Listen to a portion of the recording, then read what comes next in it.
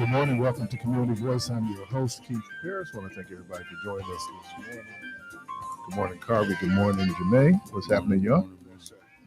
Phone lines are open 414-444-5250, 414-444-5250.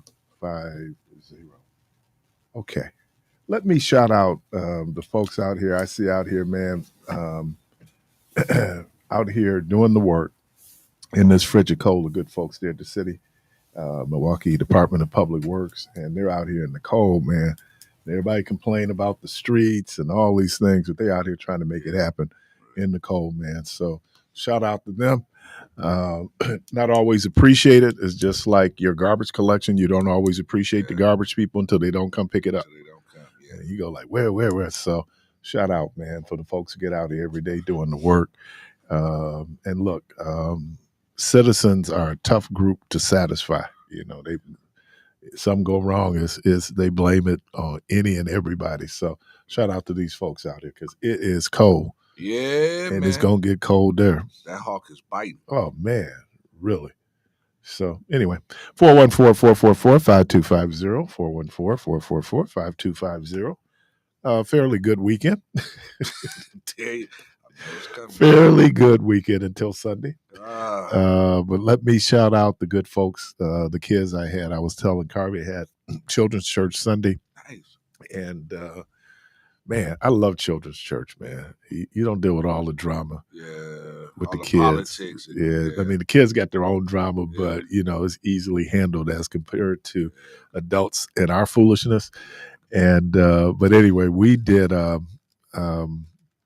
lesson yesterday was 1 Corinthians 13 chapter, the whole thing on love. And so we did 4 through 7.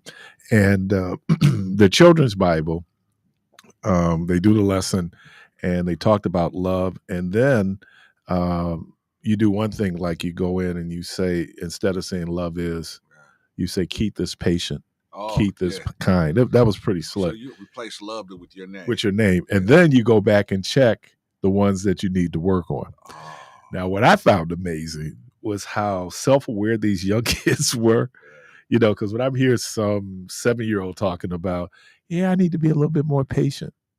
Now, the one that they didn't, nobody seemed to check, and I know they had an issue with was, love is slow to anger. Oh, yeah. That one, I didn't see anybody check that one. Me and Rhonda also did the test, so we had someone there that we had to take a look at. The one that we both had was love doesn't keep score. Mine was love doesn't, but keep does. 0 to 0. Jump ball. Man, it's just like, that's real talk. That whole thing is in relationships, once you pass something that's been forgiven, it's not supposed to come up again. Yeah, well, good luck on that one. Yeah, man, that never works. Good luck on that one. We be pulling out the ledger. Yeah. Do you remember September 21st? Remember that when we was in school and you, Oh man, don't even. So you. But we're not supposed to hold on to grievances. It is my favorite passage of scripture in the entire Bible. And just what it was. I was telling the young folks that it was our liturgical reading, our scripture reading at our wedding. But it really is. It's really powerful. And the thing that the thing that makes it so challenging is it is not for Jermaine, it is for me. And when you're trying to get through this, because love can be hard. Love hurts. Oh, man. Love scars. I like to love her. Love scars. Oh man. But even beyond romantic love, you have conflict. Oh yeah. And there are people who you have conflict with, and I say this, I'll keep it 100. Sometimes your enemy is right. Sometimes I was wrong. And even though they're my enemy, they were right. So it was good. It was great, man. It just renewed my hope. We're so quick to write off a generation. I counter that with the group of brothers I met with on Saturday in the fatherhood program. And all these kids today, I said, yeah, y'all need to take into account. There's technology, there are times. So in some ways they're the same, just like us, but in some ways they're very different. And every generation has its own challenges. It has its own opportunities. So when I look at the benefits I had when I was that age compared to what my mom had, right? And so it should be that things are different now. Oh, we making them soft. Really? I was talking to a brother yesterday. Shout out, Brother Robinson. We were talking about this. How in the cold, it's cold. Well, when I was a kid, you think I had the insulation I have now in terms of the clothing I'm able to wear? Yeah, man, I think our insulation was a little different because It's called your wardrobe, your closet. You put everything onto that closet to stay. Talking about layers. I mean, long johns, short johns, and just all got a all on top of each blazer. other. Yeah, we out there like Puff the Magic Dragon. And the crazy thing is, the kids don't have a problem with snowsuits. Right. We did. Yeah. Oh man, those snowsuits. Oh dude, those right. snowsuits were, man. And you just walking like that kid in A Christmas Story, you know, where you can't even get his arms down because of that. But man, you walking like the Michelin man. Shoot, was that the Michelin man? Man. So we you know, in terms of technology, we're just in a different time, and so you have to take that. And you telling me we wouldn't have killed to have computers back in the day when we were like, come on, man.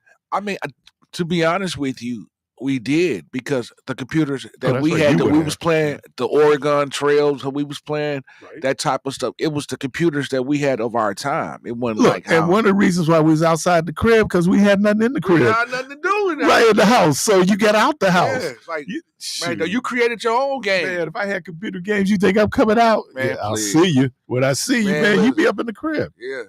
So, you know, now some people think that's character building. I don't know. You know, I mean, I think that's great. I can sit up and play the game we used to play in college, Who Was the Poet? And we come up with our post stories, you know, and it just got worse. Now, after a while, we just started lying. We wasn't that po, you know, but we get that. You got finished talking, man. You said King just started lying. Yeah, what was that Bill Cosby joke? I walked to school in the snow with no shoes up the hill. Right. You know, you just sit up and talk about your tragic childhood. You know, I got to catch myself sometimes like, dude, it wasn't that bad. Yeah. You know, but boy, but I will say this, and I always push back on this thing. We was poor, we didn't know it. Were you on fentanyl? Right. You knew. You knew something was up. You just didn't care. Right. You dealt with it. Yeah. You adjusted. Hey, when the lights went out. Yeah. Hey. You got to go down and pay something on the electric bill. Either that, or I seen some people go get that long orange extension cord. The long. Oh no! When people tap into your electricity from the other house, tap into your cable. They used to do all that back in the day. Yeah. And here's another thing, because y'all have messed it up for this generation. How many people had their utility bills in the kids' name? Oh my God! Wreck the kids' credit before he even get. Yeah, so many people did that. I'm so grateful that my parents never did that to us, but I've heard some stories of they'd hijacked their kid's name, ran the cable bill up, and didn't pay it. Right. Call the crib looking for Jermaine. You're like, what? I ain't got no cable bill. I'm 9 years old. I'm doing with a bill. I already messed up my credit rating. I ain't got out the stall yet, right? No, man. And then I worked on the South Side. So we had like undocumented, you know, migrants. Yeah. And so a Social Security number, so people would give them like, you know, give a little Jermaine Social Security number. Yeah. So then, because we have these cases, and you know, it's called a cross match back in the old day with public assistance. So we cross matched the Social Security database, we cross matched the unemployment database. So all of a sudden, you look on these cases, and you seeing like unemployment, and it's attached to a 9-year-old. They're like, how? Right, and then you found out where they let him use Lil Jorge's Social Security number. Right. And then when he got laid off, going, you know, they're eligible for unemployment. The 9-year-old was out there working hard. Right. So, you know, every generation, I always want to say the generation behind them. I remember I was working out one time. This brother had on a Dominican shirt. I'm like, oh, man, you went to Dominican? Like, yeah, I said, I did too. He said, yeah. I said, yeah. I said, no, he was younger. And so I told him the class I was in, and I said, "What class were you in?" He gave me the class. He said, "But it went downhill after that." I said, "Dude, every graduating class said the school went downhill after they left. After they left, it went downhill when we were there. Yeah. It didn't go downhill until right after we left. Right after we left. I'm talking right as soon as. But it's always, I was taking the time, and I think the term is relativism. That is relative in terms of look at the time, look at technology, look at all these other different things. So yeah, shout out, man. Love the kids. They tell some of the funniest stories. You just sit there and you just utter amazement, and then part of you is saddened because they're going to lose their innocence. And man, then you become a jaded adult, and you just cynical and bitter, angry. See, but you know what?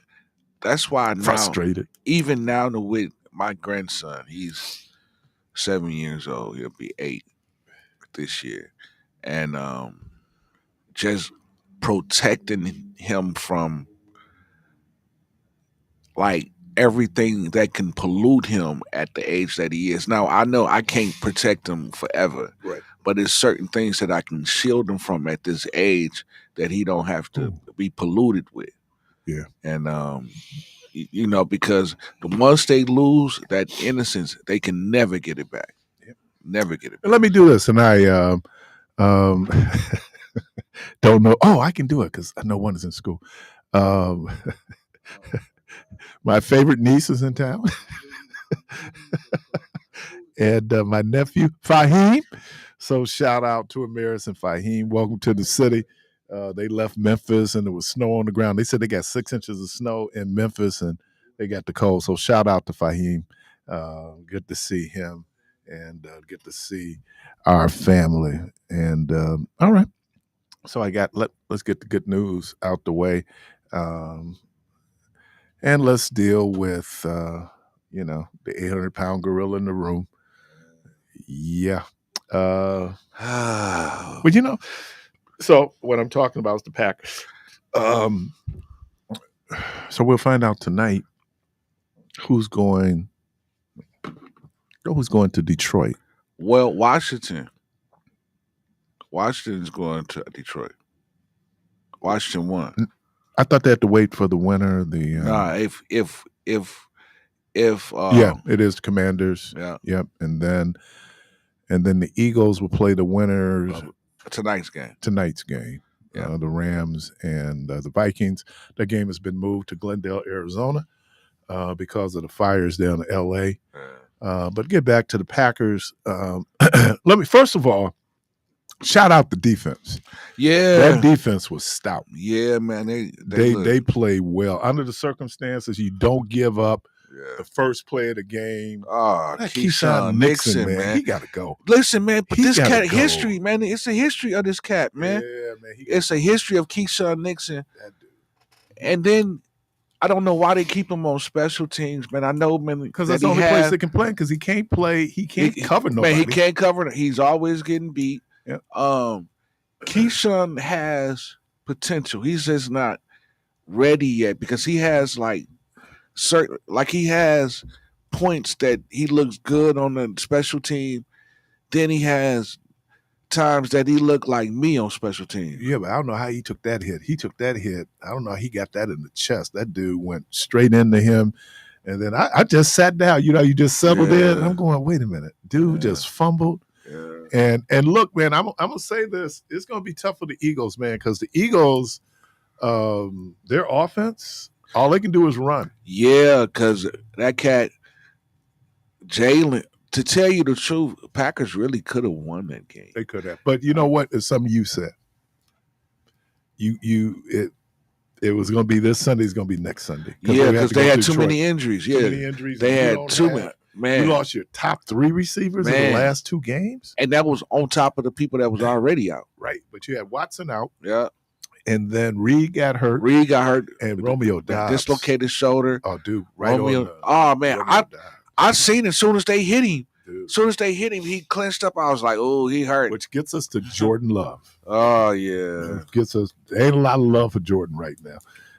I mean, it was just like the interception he threw right to, like you. Everybody in the stadium saw that dude standing there but you. Listen, he did it again. Last year, he did the same thing when there was nobody there, and he threw the ball. Like, why is you throwing the ball? There's nobody there. Even the play the Dobbs got hurt on, he threw in the double coverage. Yeah. I don't know what he was thinking, man. Dude, that man, okay. I don't know what he was thinking.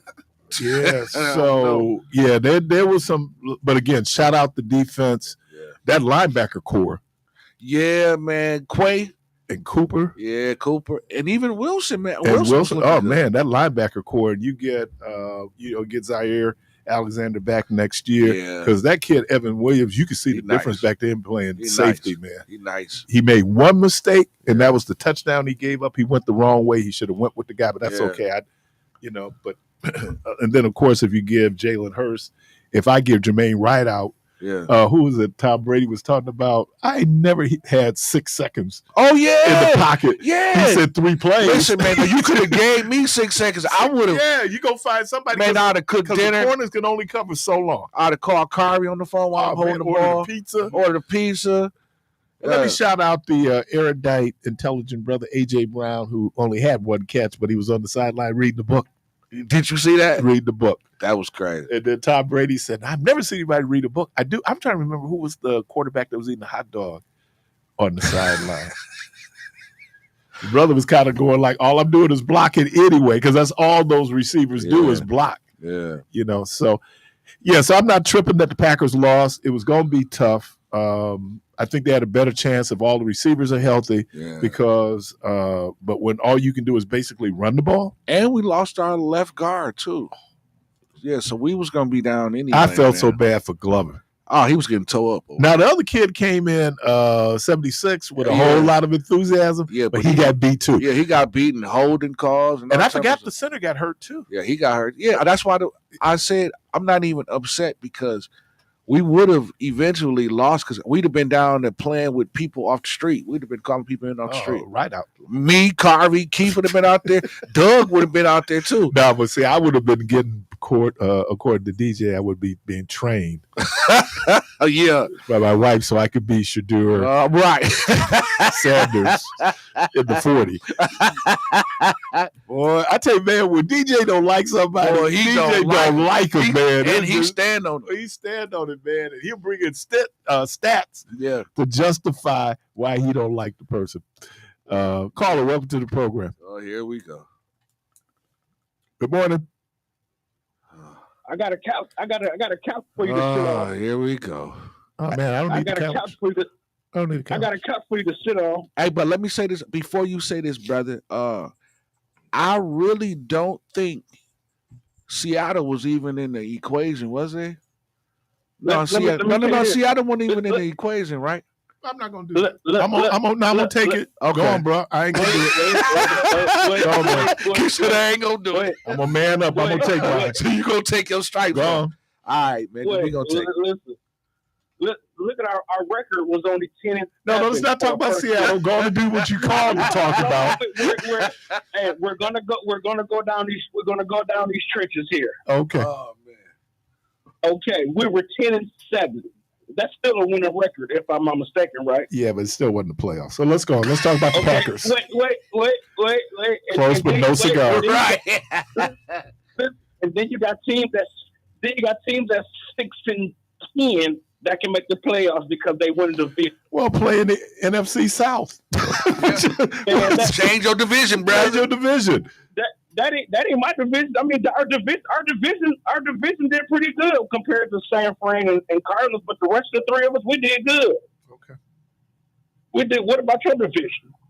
I mean, our division was full of killers. Man, our division was like that. That was the toughest division in football. Yeah. Finally. Okay. All right. Finally. Okay. So what kind of food you sitting on the couch with this weekend? No, dude, Look, I'm a realist. You ain't gonna watch it no more, is you? No, I'm a football fan. I'm gonna watch it. I was looking forward to the Commanders. Yeah, man, they look good. Oh, the Commanders, they look good. I don't. If you're a football fan, you get past your own little parochial. Like my team lost. I mean, you're a football fan. Your team was out of it early, so you can appreciate being a football fan. Yeah. Did you even watch the game, man? You know, Seattle wasn't even on. They weren't even on TV. Listen, the 12th man was a fan. Your quarterback got to learn how to throw the ball. Oh, no lie. Not short. No, yeah. Because old boy beat him. That dude was shooting. That dude was throwing underthrown passes the whole game, or underthrow or overthrow. So I'm sitting up here thinking, overthrow. Like the Packers had, well, you include Bart Starr, but 3 Hall of Fame quarterbacks, right? And so they were talking about passing the baton. So he is more like Brett Favre, than he is Aaron Rodgers. Yeah. I mean, that dude. No, he's not even. He's not even Brett Favre. Brett Favre at least hit the target. Dude, no, but Brett Favre also set a record for most interceptions. So but guess what? Don't he got a ring? Oh yeah, he got a ring. Eli Manning got a ring. Yeah. Okay. I mean, there's a lot of people out there with rings. I mean, if you and I guess that's the thing. And look, they went back-to-back Super Bowls under Brett Favre. I got all of that. But that second game, I've seen, man, don't get me started on Brett Favre.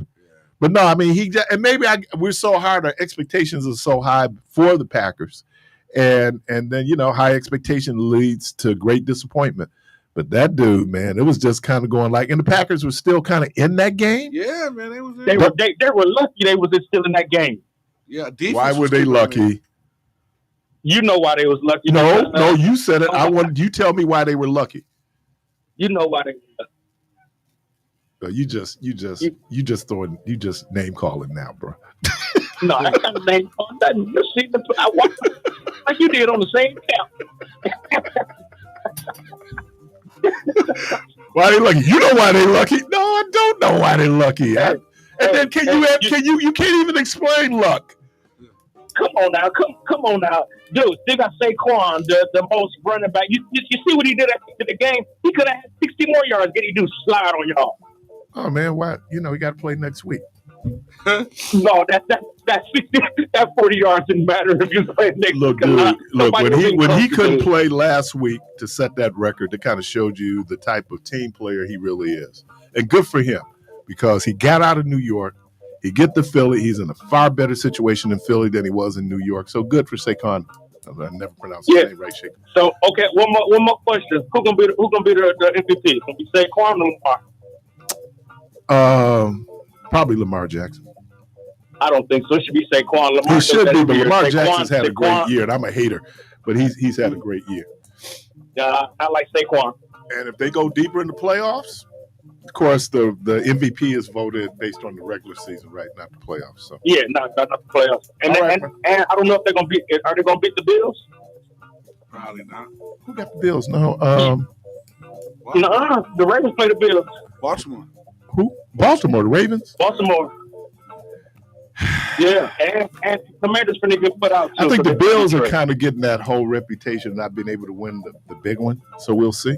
Hey, they can't win. And that goes back to the 90s. It goes back to the greatest team never to win a Super Bowl, the Buffalo Bills. So the Buffalo Bills. All those Hall of Famers, and no Super Bowl ring between them.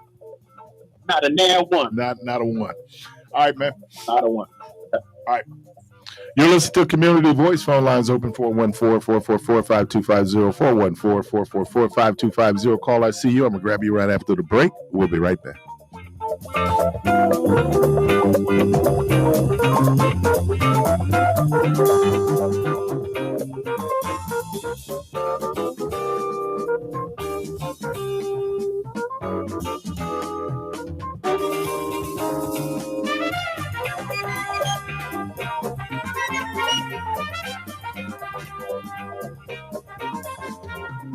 The passing of a loved one is emotional enough without adding the stress of funeral arrangements. By pre-planning, you receive the desires of your heart while taking away the burden from your family. It also saves you money, providing the dignity and respect your memory deserves. And there are times when life ends unexpectedly. Please know that the New Pitts Mortuary is here to lend a helping, caring hand anytime, day or night. We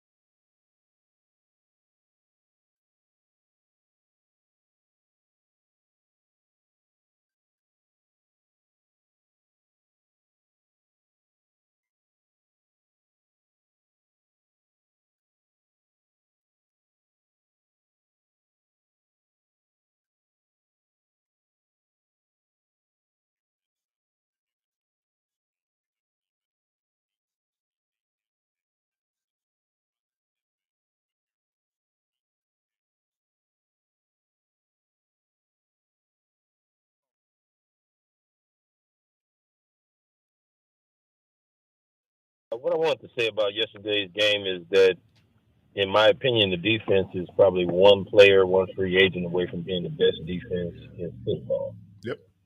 To do what they did and contain a dude who was run for over 2,000 yards to the best of their ability to the end of the game was fantastic. And the ebbs and flows of playoffs that I've seen, a young quarterback like Jordan Love, who is technically in his second year, and definitely second year as a starter, he has overachieved just based on what he did last year and to lead this team to what could have easily been a maybe 14-3 record if we had a better kicker. It was, to me, amazing. And this game wasn't a good game, but I think, you know how they're, and Matt LaFleur spoke to this, there are things to be learned sometimes in a loss. Oh, yeah. And all of their losses this year were very close losses, 3 points, 2 points. So I don't think anybody is looking forward to seeing, especially the Seahawks, a team that has a losing record in the playoffs throughout their history. And Keith, I have a gift that I want to give you to anybody who disparages the Packers at any time. Who the trophy named after, man? Lombardi. We can always go there. Out of all professional sports, there are only a couple teams that have won more championships than the Packers. And I think at some point, I hope you guys talk about Bart Starr and compare his great winning record in championship games to that of Brady, because Brady is looked at as the GOAT because of championships that are similar to the NCAA championship. Sometimes a team like Villanova or the Giants led by Eli Manning will win a championship over an undefeated team like the Moss Brady Patriots. So it's a one and out tournament, not a 7-game series like in the NBA or in the World Series. So it's interesting, man, because it gets me back here. People listen, know I'm a big fan of Malcolm Gladwell, and he talks about the percentages that when you compare David to Goliath, that usually the percentages say that Goliath is going to win. But every now and then someone texts me and they said, "How do you feel about your championship?" I said, "Oh, yeah. The most talented team the year we won our first state championship did not win. And they did not win on the public school side, because that Lincoln team was like one of the great teams ever." But you're right when you think about it. And then when Seattle got so close, and this is the only time I've ever cheered for the Patriots in the Super Bowl. What's my guy's name? Malcolm, the kid that did the interception. Because everybody was arguing, well, why did they give the ball to Marshawn Lynch? They said that with Marshawn Lynch, any 2 yards in, he was like 0 for 4. It wasn't. It's something about that 2-yard thing, and so they ran a play because they figured everybody thinking it's going to go to Marshawn Lynch, but then the kid who was paying attention in film study recognized the play and jumped the play, and then I forgot about this piece of it. And then the Super Bowl that they lost, he didn't even play. He wasn't hurt. He didn't. He had a great season, and Belichick didn't play him. And everybody was going like, "Well, we don't understand that decision," So you're right. I think that now someone also pointed out. They said that Eli Manning had 2 rings. Yeah, he also had a great defense. Mm-hmm. Yep. Yeah, it's when you look at someone like what's my boy's name, McMahon, that played on the 85 Bears. We could have played quarterback on the 85 Bears. Oh, yeah. That defense was so strong that, all they had to do was basically hand the ball off to Walter Payton, right? I mean, that was so you can be a quarterback. There's a guy who's still not in the Hall of Fame, and I don't understand because he has a ring, Jim Plunkett, when he took the Raiders. So it really, but I agree with you. I was thinking, look, even if you beat Philly, you got to go to Detroit next week. And at the end of that game, if you had the lineup that was going to go, oh man, Detroit was going to wear them out. I mean, they was just they couldn't beat Detroit when they were fairly healthy, and now you're talking about your 3 stud receivers are down, and I hear everybody next man up, but there's a reason why some dudes are not playing. There you go. And real quick, I'll just kind of real shift on this because we talking about the Bucs game off air. Everybody likes Beauchamp, but he struggled in that game. Trash. Yeah, he struggled, man. And you can see, because the coaches are watching you. They know, and we get sentimental. We get emotional. Why isn't such and such playing? He good. No. If he was that good, trust me, he'd be out there. They're not going to let talent sit on the bench, right? And because that talent's going to help you win. So, yeah, he's not ready, man. No. Well, he's gone. Yeah. Because this his third year, fourth year? Third. Yeah, he's out of there. Yeah, he's on his rookie contract. He's gone. And Jalen Brunson's eyes lit up when they put AJ Green on him. It was like, oh, okay. It's playtime. Playtime, but what'd you say? Look like playground? Yeah, like playground ball. Like and me and Jay was asking the question, and maybe it's a rhetorical question. Everybody in the gym know you going left. Man, how can nobody stop him from going left? He'll dribble 3 times to right. Guess what? He's going to turn back left. Yeah. Man, when I coached, he's left-handed. Yeah. He's left-handed, y'all. Make him go right. Yeah. And maybe he got 1 dribble right, 2 dribbles right. He's going to come back to a strong hand. And the thing about it is, if he's left-handed, he's going to shoot left-handed. So if you stay on that left side and force him right, you're always going to have the advantage of his shooting hand. So you right there. It's just timing that shot and being able to disrupt his shooting pattern. And what's so counterintuitive to the discussion we're having? Caitlin Clark, they say force her right. Wow. Because her whole rhythm is 2 dribbles left. And then she shoots.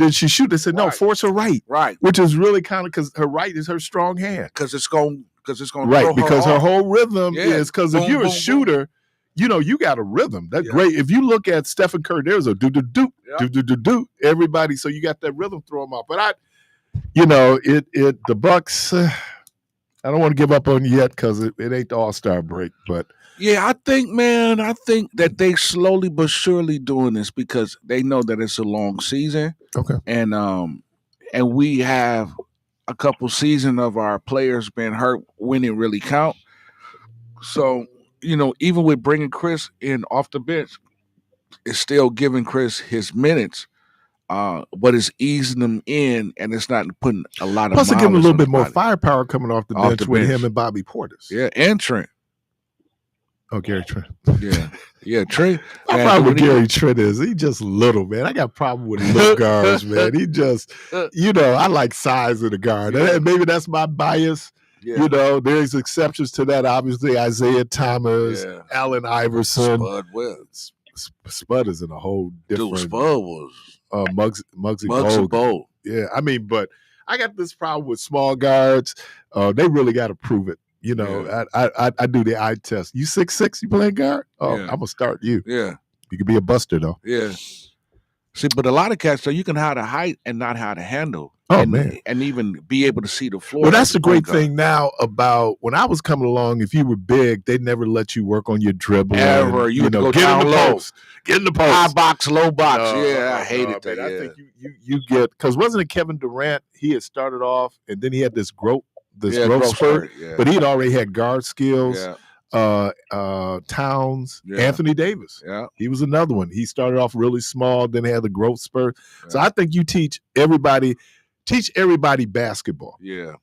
You should be able to do everything that to be a basketball player. That's how I judge you. People like scorers. That's great. And I'm gonna tell you, and I said this to DJ, and he disagreed with me. But I said, you know what? Damian Lillard's defense. Yeah. When he plays defense, he's a good defensive player. Because he gonna steal the ball. Now we don't pay him to play defense, right? But no, I think that I was impressed because I started watching him going like, wow, dude, when he played, quick hands, quick hands, man, great anticipation. Yeah. So maybe the Bucks will figure it out. What else you got, man? Well, you were mentioning Hall of Fame, and I was wondering. I saw this podcast that talked about Marcus Johnson being the biggest Hall of Fame snub. Yeah. And he had a few others, Andrew Toney and Otis Birdsong.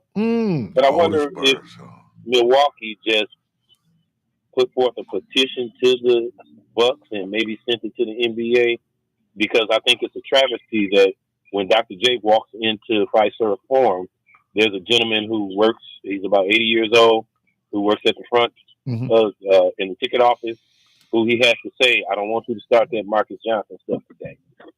Meaning, Marcus used to get a doctor and Larry Bird everything they can handle for almost a decade.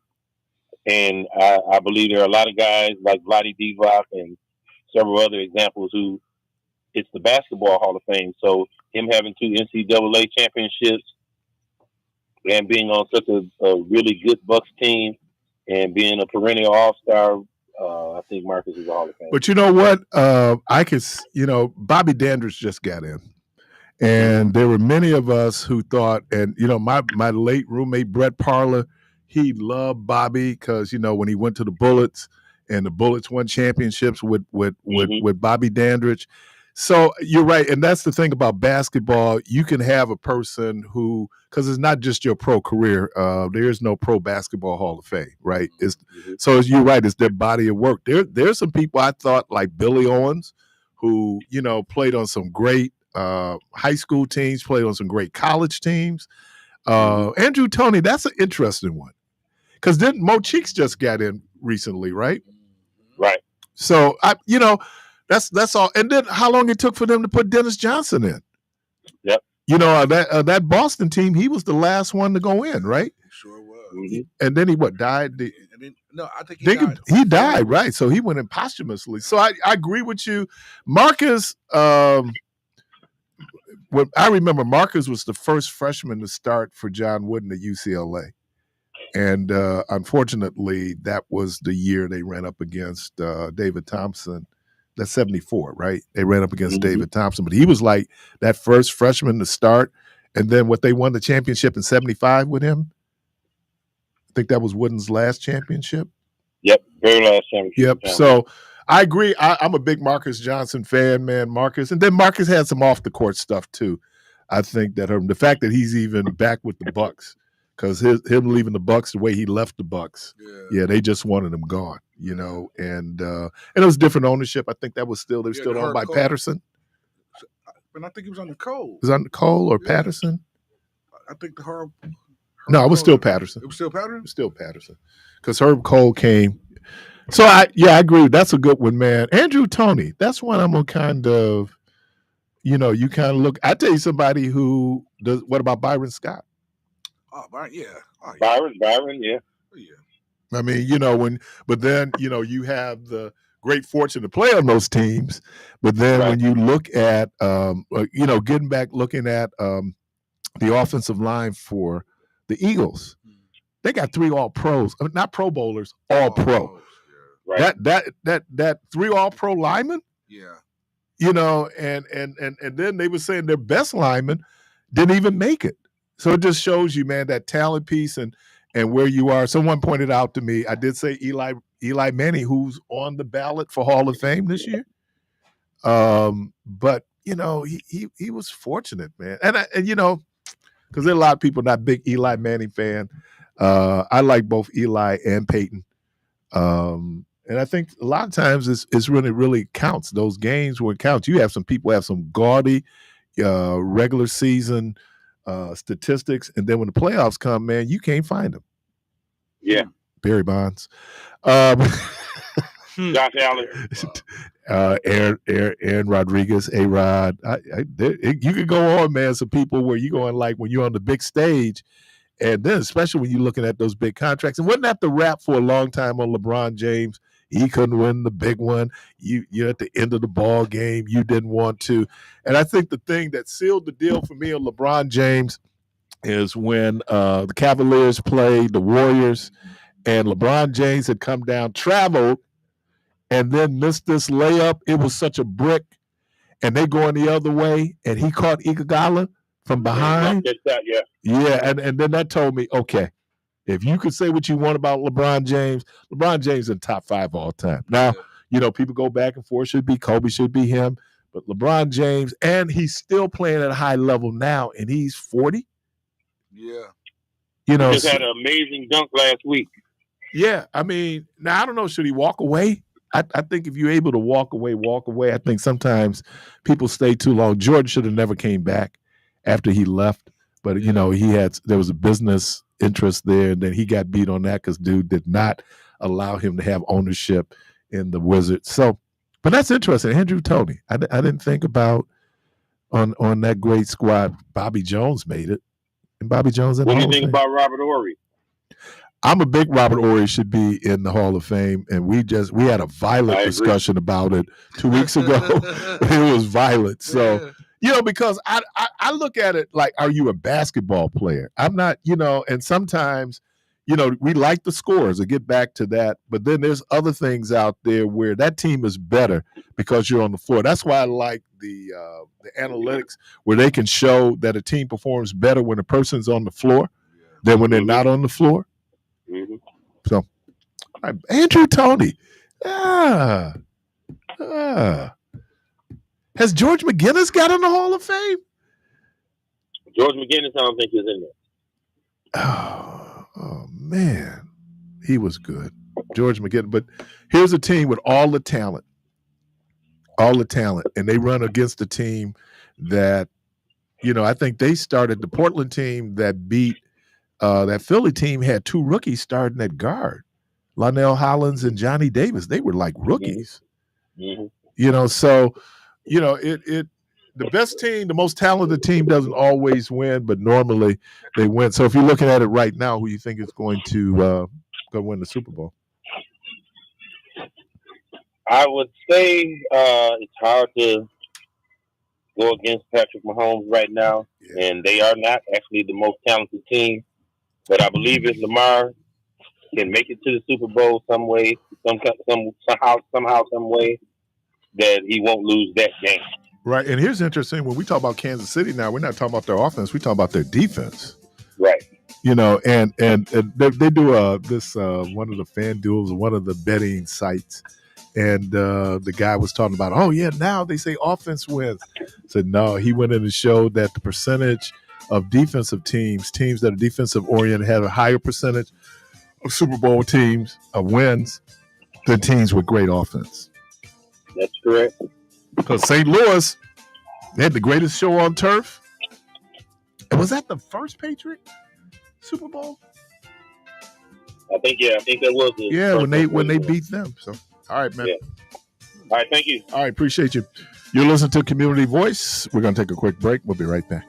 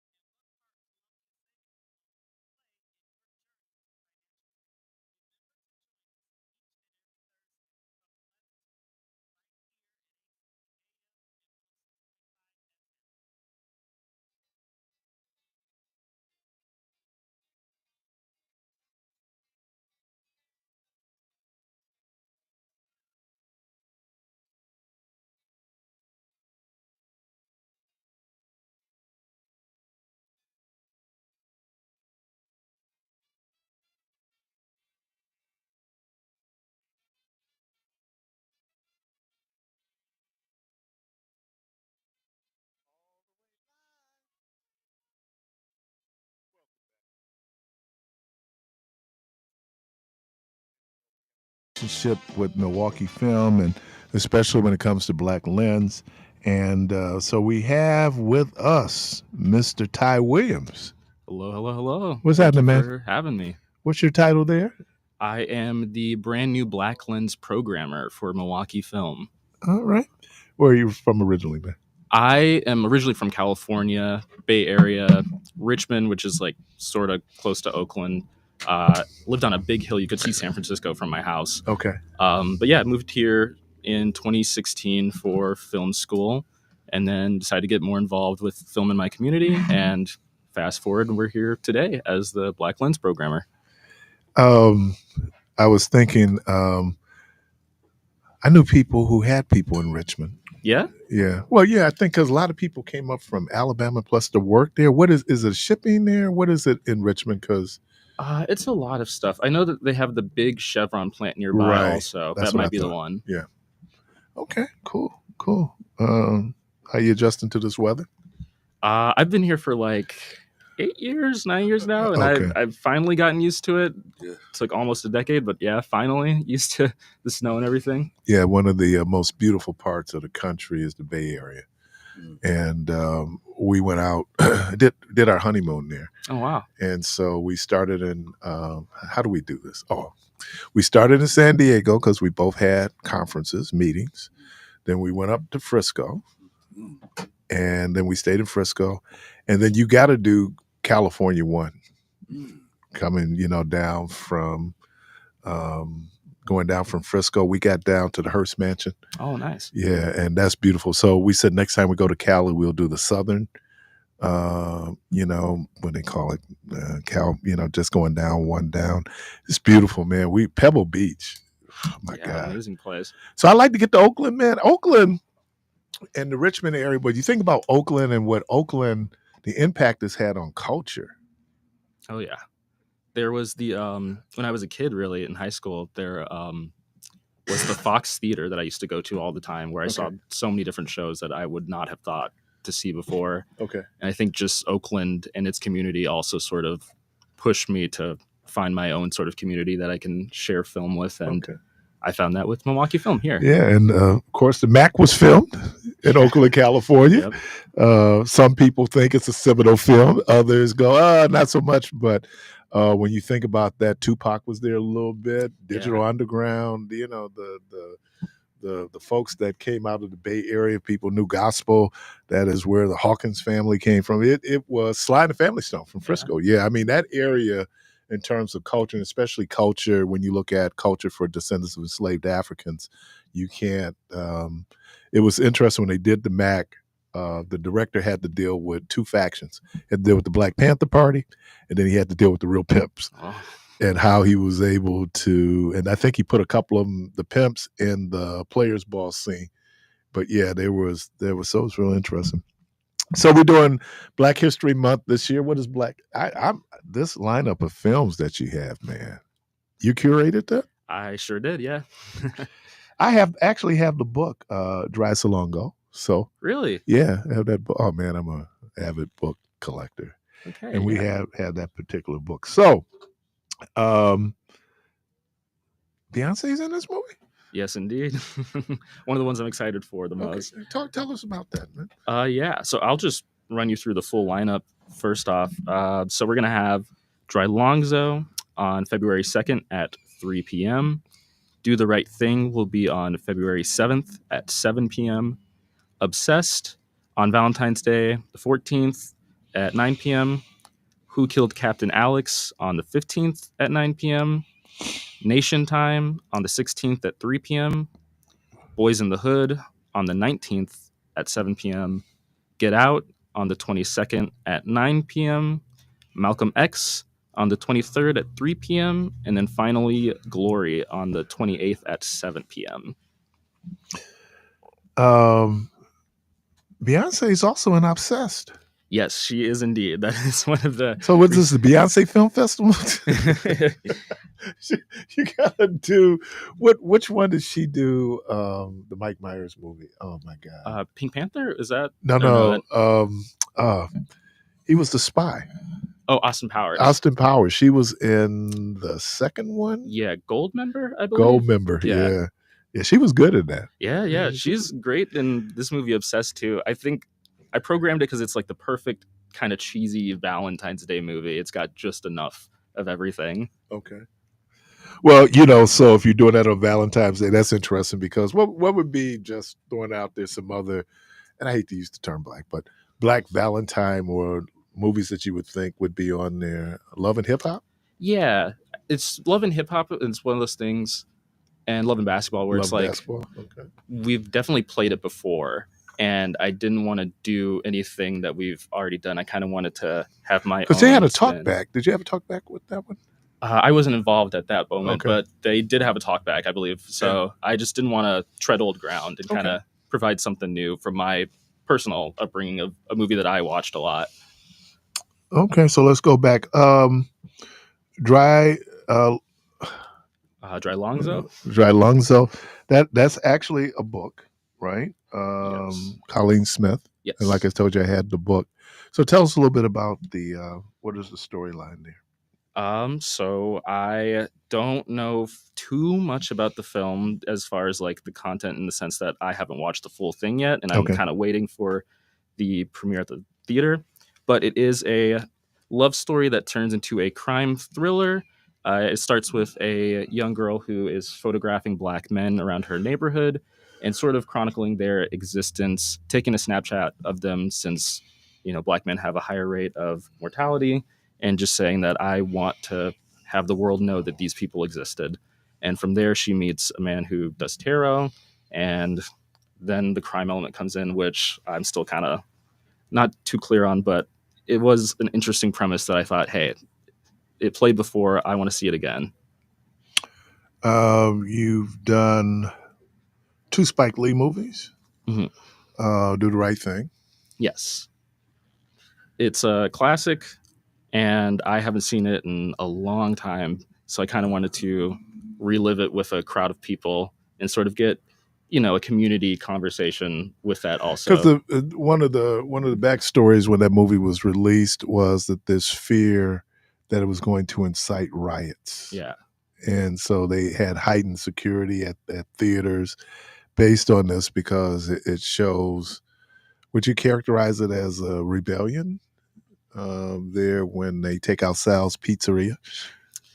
In a way, yes. Yeah, I consider it a rebellion, but also, I don't know. It's one of those things where sometimes people do what they feel is necessary, and that's one of those things where I feel as though it could have so many different interpretations, that is the reason why I programmed it, so that way I could have a conversation with the community about their interpretations of the film as well.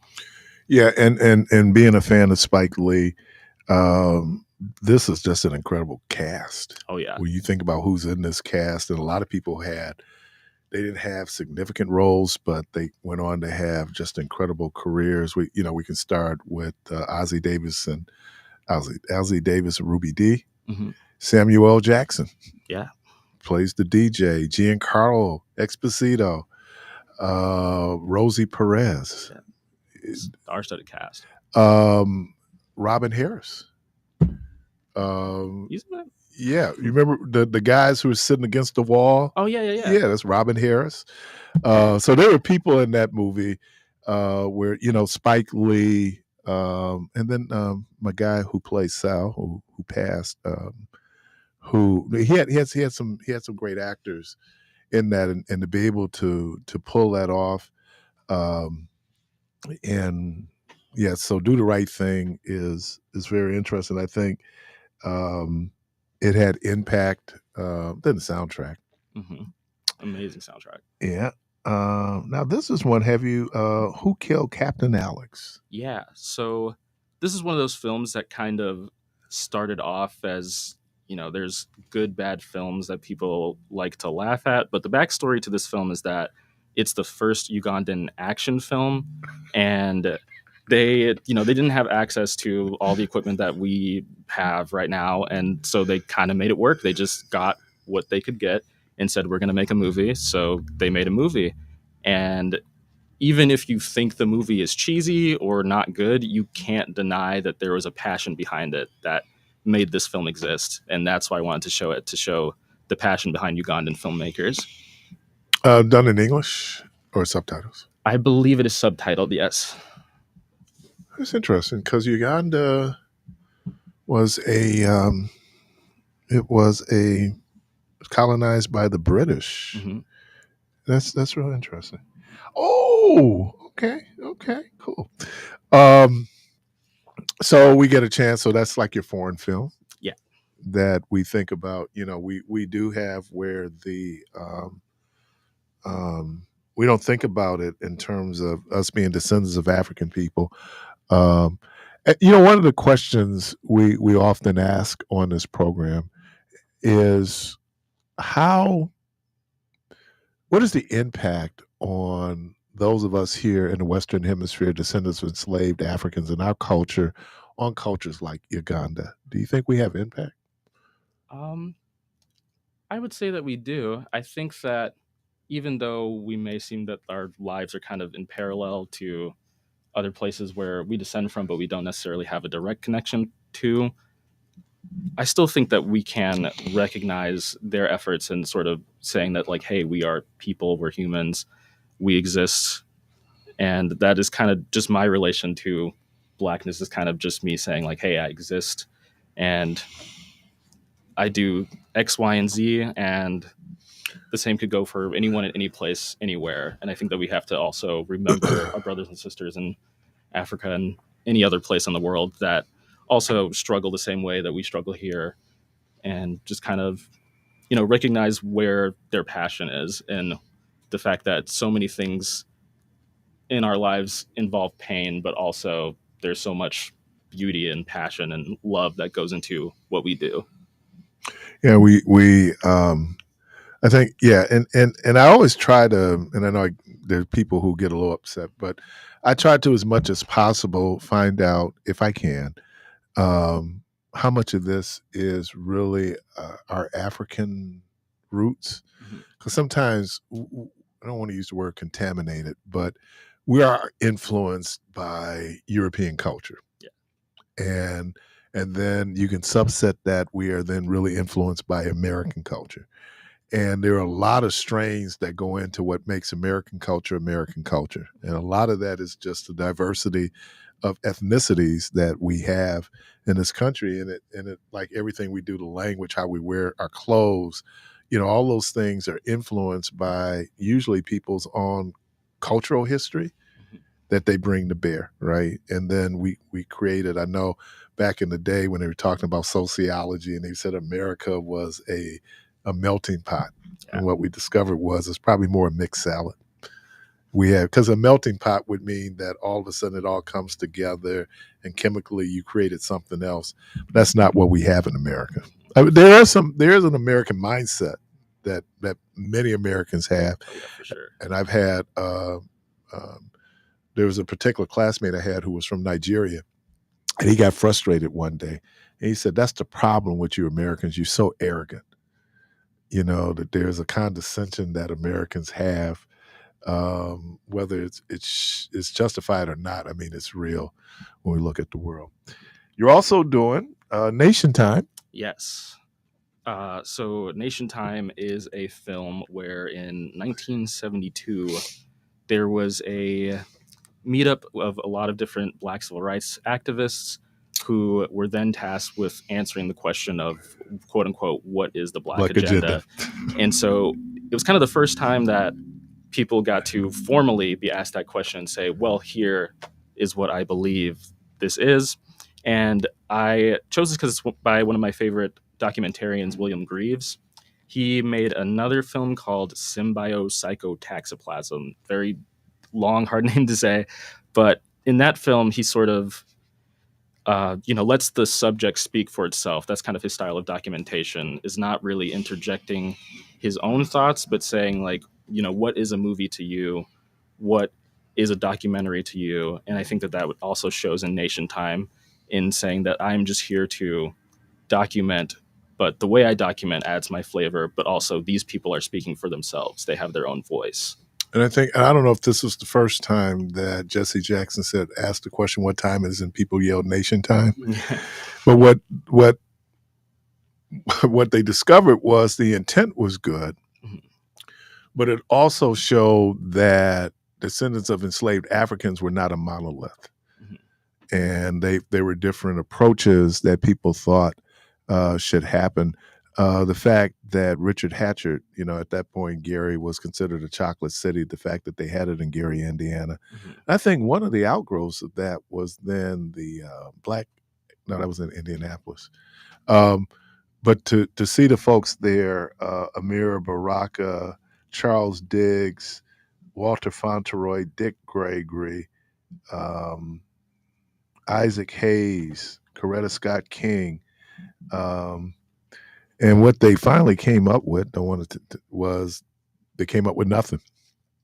Yeah, which it's one. I don't think that question could ever be summed up in one meeting, and even with like the perfect group, quote unquote, of people that you think would be the best fit to answer the question, like you said, Black culture is not a monolith.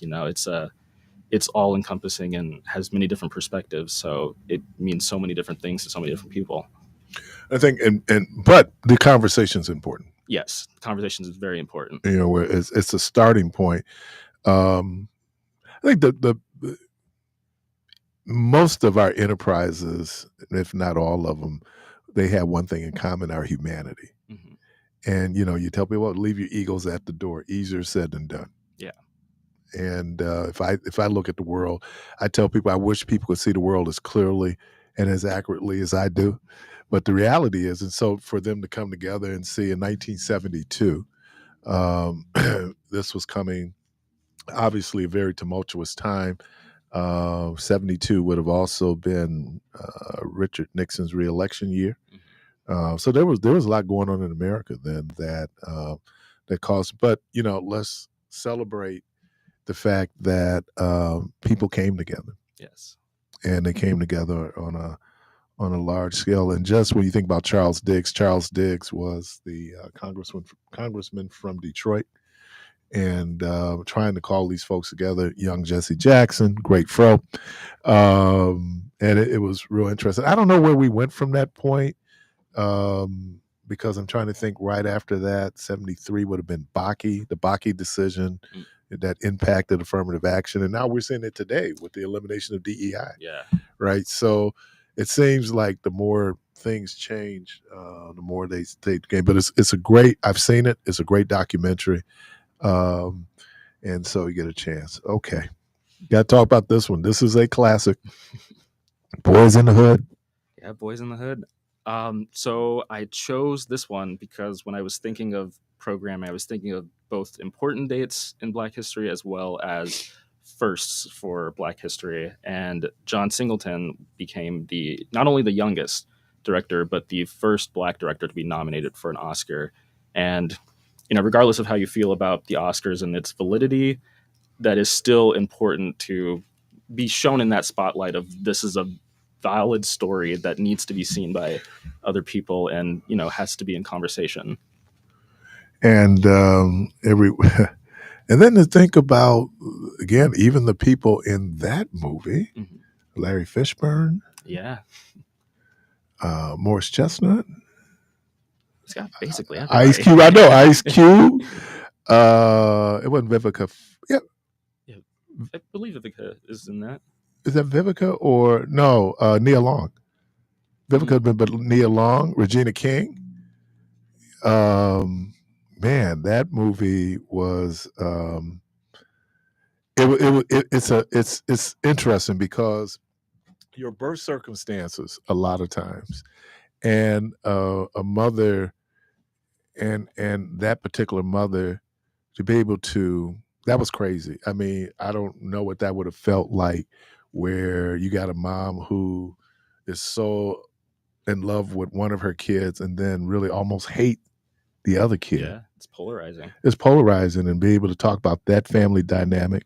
Oh, Cuba Gooding Jr. I gotta forget that. Angela Bassett too. Angela Bassett. She played Cuba's mom, right? Yeah. But it is a powerful movie. I think it was right around the time because there were two people. They thought that Menace to Society was just too dark. Yeah. It was, but maybe closer to a reality. Yeah. Than Boys in the Hood.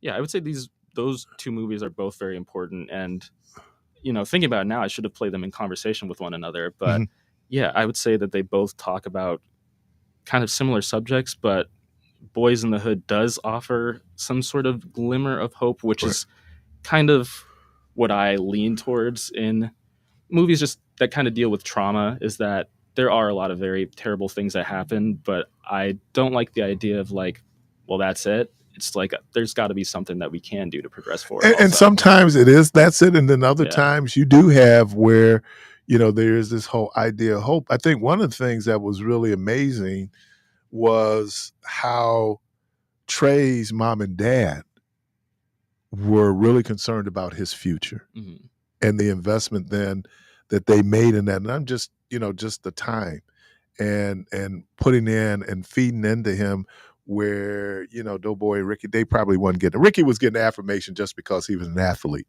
which kind of is telling in our community where athlete, entertainer, but this other kid who was sitting there. And so now he's lost.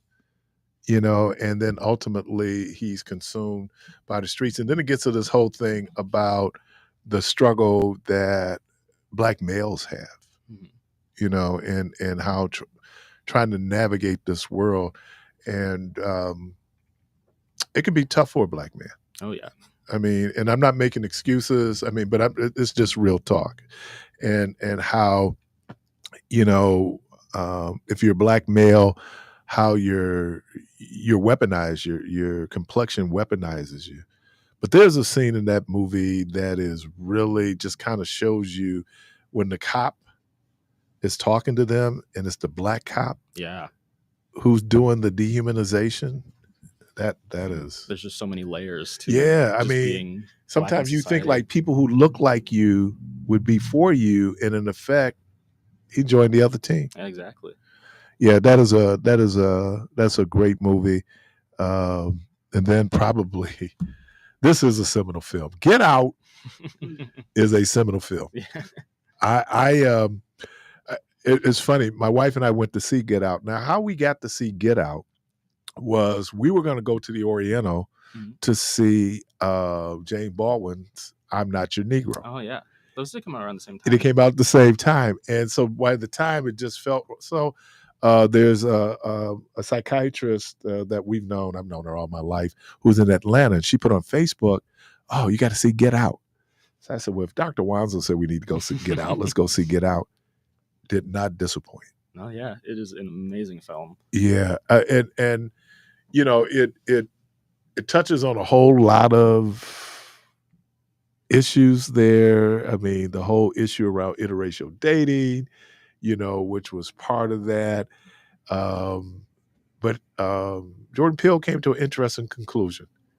His whole conclusion was, and that's what I took from, tell me if I'm wrong, you just can't trust white people. It seemed like, because the people, his girlfriend was part of the thing so. I think that's why I love that it's not just a drama. It is a horror movie because that is a real fear that so many Black people have, and unfortunately for some of us, it does come to life. And Jordan Peele loves horror. Did he do a remake of Twilight Zone, right? Yeah, he had his own series. Yeah, so that is his genre. Yeah, I'm also a big horror buff, so I love horror movies. So to see a political horror about like the fears of being Black is like, that's a perfect movie to me. And do you think that is this whole idea? Did he put appropriation on steroids in terms of? Yeah, I would say so. I did some research for this movie also, and I found an older, I believe it was 1956 movie called Change of Mind, which essentially was the same plot. Okay. But instead of, at the end, spoilers if you haven't seen Get Out, instead of the entire white family kind of dying and getting their comeuppance for trying to switch their bodies into Black people, it's a guy who actually does it and then lives his life as a Black man and has to deal with the challenges of that, and white people being like, well, you're not white anymore, so we don't have to show you the same graces that we used to. Well, I think also Watermelon Man. Yeah, Watermelon Man. Watermelon Man, and then was it Black Like Me? Yeah. Yeah, I mean, where you go in and now you're in another body. But here's they took black bodies, but I don't know if they still had everything that went along with a black body. Exactly. It seemed like there was still some privilege. Yeah, I think it also plays into the fears of like, experimentation on black bodies, which has been done throughout history as well. Tuskegee. And just, this idea that your body is disposable unless it can be used as a tool for somebody else who is a different color than you. Right, because it wasn't necessarily, we want the mind. Yeah. We want the physicality. And then even when he comes to the party, and it's almost like you're at a slave auction, how they're examining him. And I mean, that Jordan Peele, and his partner is good, because they did Keanu. Oh, yeah. I've only seen bits and pieces of that movie. Really, yeah. It is one of those movies where, first of all, it's well made. That's the thing I look for in a movie. I know a lot of people, I'm looking for plot holes, the whole piece. But yeah, Get Out, you didn't see it coming. And then one of the things that we get from Get Out is the running game, that people took the cultural impact. People like, is it Lakeith? Yeah, Lakeith Stanfield. And then Lil Rel. I can never get the brother's name, who he's his buddy who's the security guard. That was Lil Rel. I always forget his name. Yeah. Be able to do it. Made a great film. Let me say something, and I haven't seen two of these films, but they all have something in common. Very well made. Yeah. I mean, I'm talking about, from you as a craftsman, these movies are very well good. Get Out is a very well made movie. And it when you just put does it check all the boxes? It really does. Now, Nope. Didn't care for it? Nope was and what did he do between Nope? Us? Us. Yeah. I was watching Saturday Night Live, and they did a skit where, because with Us, there are these two people, right? It is like, what would you call it? It's like a doppelganger, kind of more sinister than a doppelganger, like an evil other self. And they did a Discover commercial. Discover always talks about how you can call somebody, and they had the person. It was creative. But look, if it makes Saturday Night Live, that means it has cultural impact. Yeah. It really does. I mean, because it's one of those commentaries. Malcolm X. Yes. I programmed this one. I believe we had a little bit of a schedule conflict, but my main goal was to get this on the day he died. Yeah, that's pretty close. Yes, I got the day after, but still to kind of have that conversation and see just see his legacy on film and share that with other people, as well as in conversation with the exact day that he died. That was my main goal, but still I am very excited to show Malcolm X. And it's interesting, the next movie Denzel Washington did win an Academy Award for, but I thought, look, I told somebody, when I get to heaven, I expect Malcolm X to look like Denzel Washington. And I would just show you how great an acting job that is. Let's just look at one of the great gifts. This film is illusion, right? You're out and you do things. So when you look at Malcolm X, who was about 6'3", what we call Red Mo, right? And then you look at average height of Denzel Washington, brown skin, man. But by the time you get to the point, especially when he gets to The Nation, you see Malcolm X. Yeah. And that's a brilliant performance. And people, he didn't win an Academy Award for that. That's a snub that I think the greatest snub when it comes to black films is The Color Purple. Oh, yeah. Without a doubt, yeah. I mean, when you think about, I think it was 11 or 13 nominations, and they didn't win nada.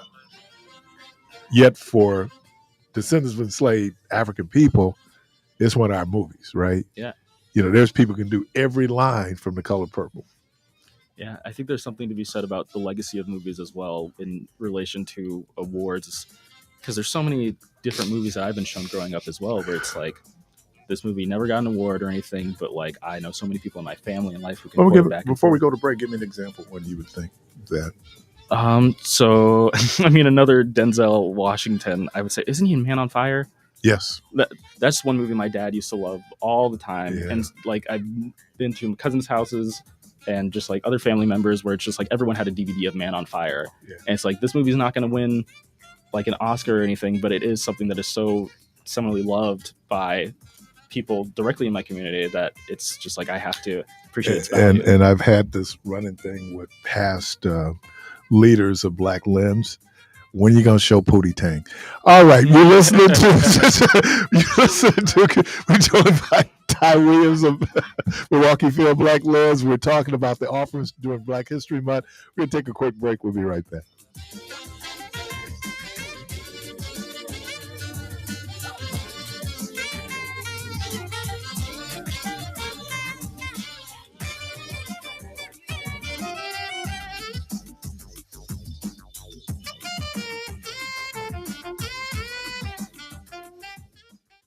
Visit the Milwaukee Art Museum.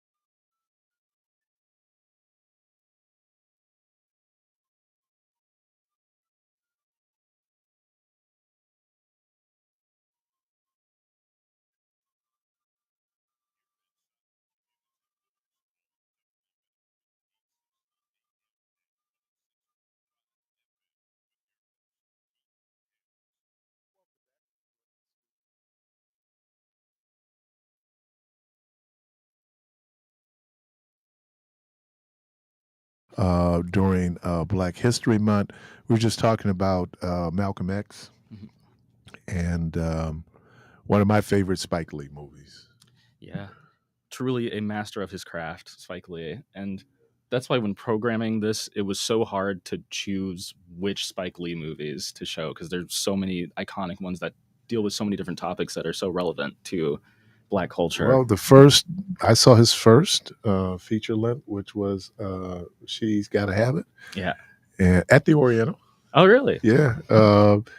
And it went, he's done Jungle Fever, Malcolm X. He Do the Right Thing. When you just think about where he is, I'm glad he and Tyler Perry were able to. I think when Tyler Perry opened the studio, did he name one for Spike? Because each of the sound stages are named after different folks, but I know Spike Lee was there for the opening. Okay, I feel like he did. That and I think that and I'm not. I'll be honest with you. If I wanted to see a film, I wouldn't. Tyler Perry, I just, for whatever reasons, but I have to acknowledge that one. Okay. He's a complicated man to talk about. Well, it's complicated, right? I mean, he's successful. Mm-hmm. I was watching Black Ezra, and they have this whole episode where he's questioning himself, Kenya Barris, and so he goes to meet with Tyler Perry. Mm. And Tyler Perry explains, he said, look, in effect, I have my lane. The people that watch my movie, enjoy my movies, they're going to watch my movies and enjoy my movies. And so, and you shouldn't use the term cater, but so why not? And I think that's the other thing, getting back to Black people are not a monolith. Yeah. Because there's some people who are really into film, and then there are other people like a movie, and what do you, so if you, like me, who I just love films all my life, man, I can set up, maybe I should have went to film school. I did enough film classes in college. Oh, yeah. But yeah, I think that you look at that, and that's again where Spike Lee has, you got to give him credit, man. I mean, shout out New York University Film School. Is that where he was? I think he was. I believe so, NYU. Yeah, NYU. And that's the other thing when you start talking about these film schools, get to the last two films, but when you think about, there's a young man here who went to USC Film School. And so there's this idea of people and they're going to film school and what they come out, because there is a way of making a movie, right? Yeah. There are certain things that you want to do, that you want to put in place. And as you said, when you talk about the film of the people there in Uganda who might not have all the resources, even when you look at Get Out, I think what he put into that film to make it, and then what he made from it. Because that was also, it's not like the first time a political horror movie has been made, but it's the first time on that scale. And to put in your own time and energy and money to say that this is a vision worth seeing, I think also separates Get Out from so many films. And then the final film, Glory. Yeah. Denzel Washington did win an Academy Award for that. Now, again, we talk about cultural reference. There's a film called Bowfinger with Steve Martin and Eddie Murphy. And Eddie Murphy plays this actor, right? Mm-hmm. And, he's ambitious. And they make a reference in the movie, maybe some people missed. I caught it. He's so frustrated with the parts, he wants to win an Academy Award. He says, so why don't you find me one of those roles where I play a retarded slave? And what he was did Cuba Gooding Jr., did he win for radio? I'm trying to think if he won for radio, but he was nominated. So he was talking about Denzel Washington winning for Glory. Mm-hmm. And then I think he was making a reference to radio. Yeah. Now, the problem with radio for me is I was listening to Tom Joyner before I saw the movie, and they wore it out. So I laughed through the whole movie. We're talking about a person out there who's mentally challenged, right? But by the time they had got finished with it, be able to go. It is, and I'm going to use some in politic terms here. Tropic Thunder. Oh yeah. And when they're talking about Simple Jack, and Robert Downey Jr. goes, "Yeah, man, he went full retard." And he was talking, but all the references because that, and then what was the Sean Penn movie he did where he played a mentally disabled individual, had the kid. Remember, he had ended up getting someone pregnant, and the whole question was, "Oh yeah, I Am Sam." I Am Sam. Yeah, and whether or not he had the capacity to raise a child. Yeah, because in terms of his whole mental capacity, it was that of a child. But now when he said, "Give me the role," so Glory, Matthew Broderick, God, who's some of the other folks in? Oh, how can I forget? What's my guy's name? The voice of God. Morgan Freeman. Morgan Freeman. There's a lot in that movie you need to understand historically that's going on. Obviously, the Civil War. Yeah. But people during the Civil War, they had draft riots in New York. The Irish didn't see themselves going to fight for Africans. Yeah. And so there was this whole thing. So when you get the sergeant, he's this racist Irish person because the military for the Irish and then later the police force was like their come up, right? Yeah. And so you have the racism there. It shows the bravery of these troops, to an effect, take a hill or take a beach that would have no real significance in terms of a military strategy, but the fact that they could be so sacrificial to go in.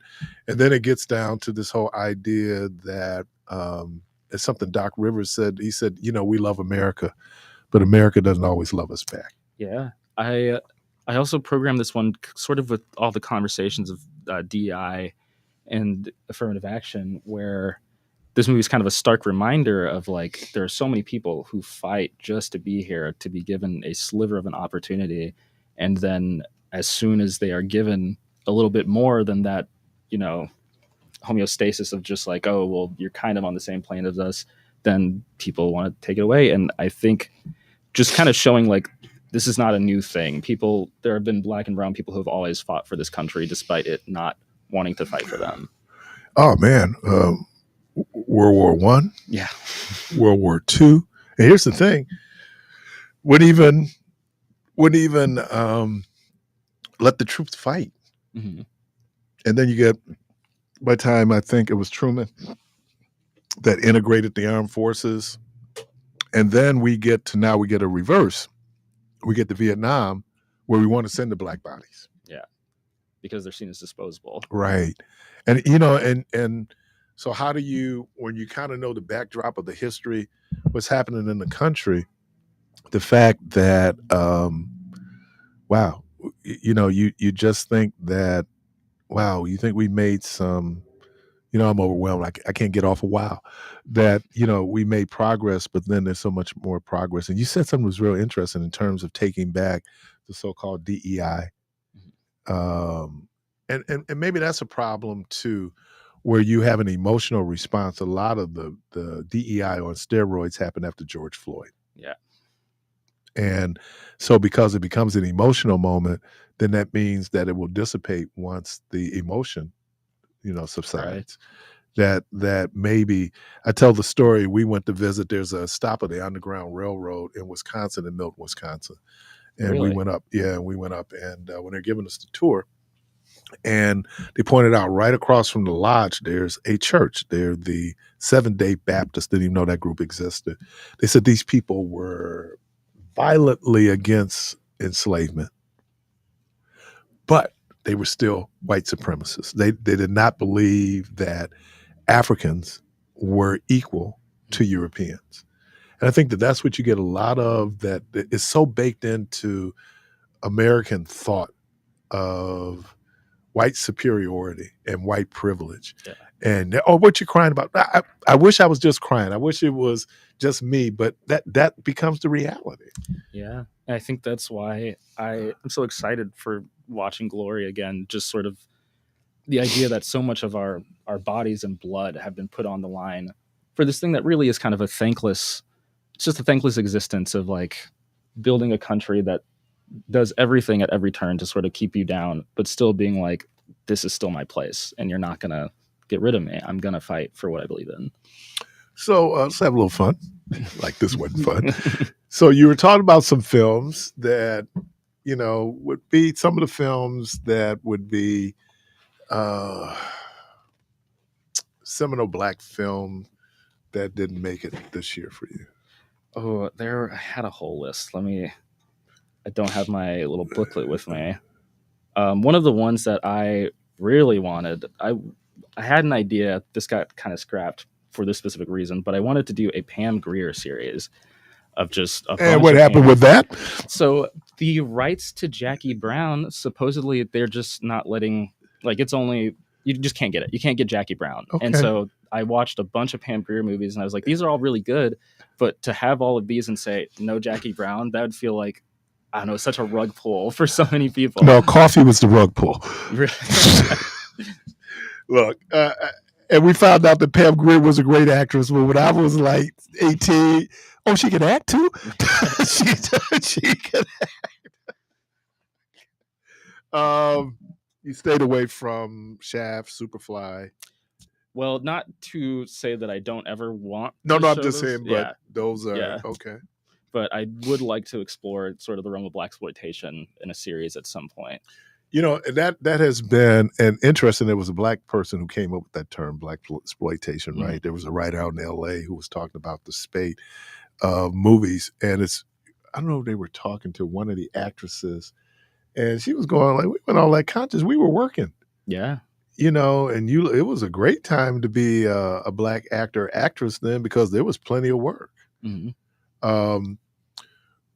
So what about Sweetback's badass song, Sweetback? Yep, that was on my list for blaxploitation films, which I don't think I have ever seen that one personally. So it was fascinating. He took the money that he directed Watermelon Man. Really? He being Melvin Van Peebles. And he took the money that he got from that to do Sweetback. Oh, I didn't know that. Right. Bill Cosby loaned him money to make that movie.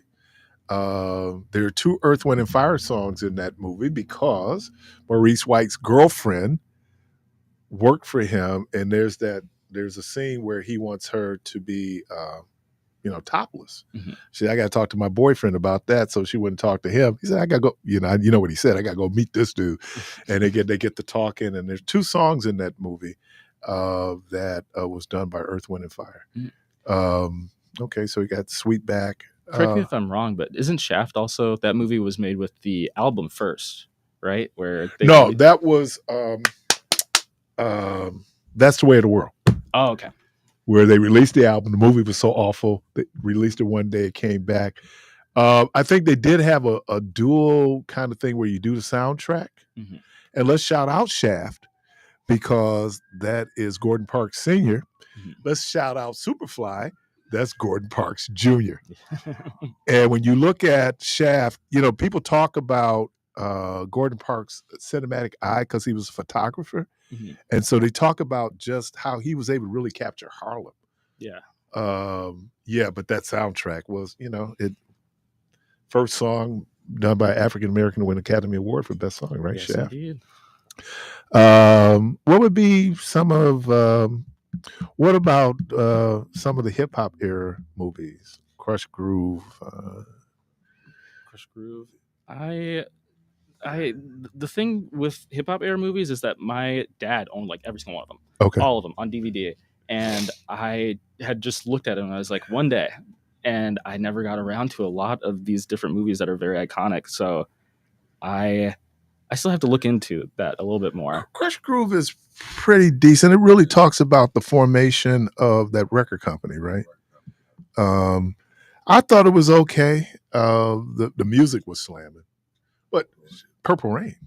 Oh yeah, Purple Rain. Purple Rain, where you classic, man. I mean, and Prince can't act, but the music was so good. it just that scene when they do When Doves Cry, and again, here's an iconic Black actor that I think just does not get his due. Clarence Williams III. Clarence Williams III. I mean, started off with Mod Squad, but man, some of the roles that brother played. Oh yeah, Deep Cover, American Gangster. Yeah. What was the movie he did with? He played the dad. It was Wesley Snipes, and it wasn't Leon. It was this other dude. But Clarence Williams III. Oh, did he do Tales from the Hood? Yeah. And then the second one was then. What about Candyman? Oh yeah, I mean, don't get me wrong. I love Candyman, and I will somehow get it to play again at the theater some way. Manson. Candyman. Let me ask you this as a student of film. Mm-hmm. How do you feel about sequels and remakes? So I have this argument with my friend all the time where he loves the new Candyman and I prefer the old one because I just feel as though I think the conversation in the older Candyman is just a bit more like apt. It's kind of sharper and sort of very much so makes you think very critically about the setting and the characters. Whereas new Candyman sort of felt like not just treading old ground, but kind of doing it. I don't want to say lazy because that's not fair to the filmmakers, but it just didn't feel like it needed to exist. The original feels so perfect as a commentary that I don't think you really need a remake of Candyman. I'm one of my favorite books is Catcher in the Rye, and he hasn't done anything since then. Why do you need to? Right. Now, I wish, and I'm sure that there were pressures on Michael Jackson, but don't you quit after Thriller? And then Bad is a great album, but it comes after Thriller. So how do you, Off the Wall, I think is Michael Jackson's best musical album, but it came before Thriller. Yeah. So the question, like Coming to America, I don't think you should have looked like everybody was getting a paycheck on that one. And when I knew that you talk about laziness of the writers, the country that Wesley Snipes represented, Next Doria, then I went like, okay, y'all mailed this one in. And then when the credits is the best part of the movie, I mean, the credits is Next Doria. Come on, man. There was an interesting argument about Black Panther. Now, I was one of the people who was not a great fan of Black Panther for a lot of different reasons. But there were a lot of, Black people dressed up in African garb. I remember my buddy, his family they were all in their African garb, and he sent me the picture, and I text back and said, well, me and Rhonda wore our slave clothes. But, it just seemed, I don't know, it was... I don't care for Marvel movies these days. I mean, I'm not going to lie and say I didn't like them when I was younger, because I did. They're superhero movies. Like, it's so fun. You're a Marvel's guy, not a DC guy?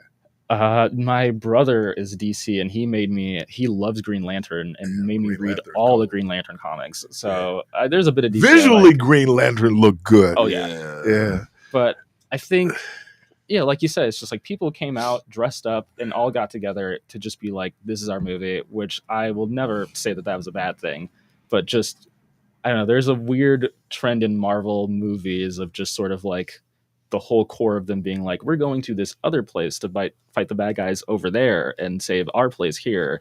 And then, I don't know, it just has... And then it comes across as this is a very selfish group of people because we know the suffering that's going on in Africa. You weren't going to share any of that technology, where your advancement with other people. There was a lot, but again, a lot of people like Pride. And then I just got into the business part of it. Love Stan Lee. Stan Lee was a Jewish guy who created Black Panther in 1966. Ironically, the same year the Black Panther Party started in Oakland. And so I give credit for that. And of course, Stan Lee must have been an Alfred Hitchcock fan because any Stan Lee Marvel comic that was made, he's in it. But that was one. But again, I was going against the grain on that one. there was, though I got to give Michael B. Jordan a lot. He was great as Killmonger. Oh yeah, that is amazing. That's an amazing acting piece when you, but just the idea, and then who's making all the money? Disney. Yep. Disney, the evil empire, okay. Couple of movies that, again, if you thought you could add more. Just for like future coming programs. Mm-hmm. Yeah, I'm still thinking. I'm very new to this role also, so I've had a lot of ideas just sort of like sporadically enter. I've got this sheet of paper where I just write down every movie that I'm like, yeah, I want to watch it. And I'm still in the process of like melding things together. When you guys did The Last Dragon. Yeah, that was on my list too. And I just realized we already played it. And my God, that was one of the funnest nights. Yeah, that was one of the funnest nights. We had people from the station went. My nephew went. Man, we had a great time. And to hear people, it's one of those movies. It's like, what was The Wall? If you ever experienced The Wall, or Rocky Horror Picture Show, where you talk about audience participation during the movie, where everybody was doing the lines, man, of The Last Dragon. And then when you look at it like, this is a pretty corny movie. Yeah, but it's fun. It was fun. And it can be fun. Ty, man, this was great conversation. Thank you for indulging me. Thank you so much for having me. It's an honor. Oh, no, it's an honor, man, having you, man. The great work that you all do, you're stepping into a great tradition, great legacy there. The folks there, Milwaukee Film, certainly the folks who did Black Lens. So, man, we appreciate you. Yeah, thank you so much. All right. Let me thank everybody. Carvey, thank you. Jermaine? Yes, sir. Thank you, sir. Yes, sir, indeed. Ty Williams, let me thank you. Hey, the good Lord willing, the creek don't rise. Hope to talk to everybody tomorrow. And as always, go from this place in peace. Love and peace. Let all priests and churches cease. Let all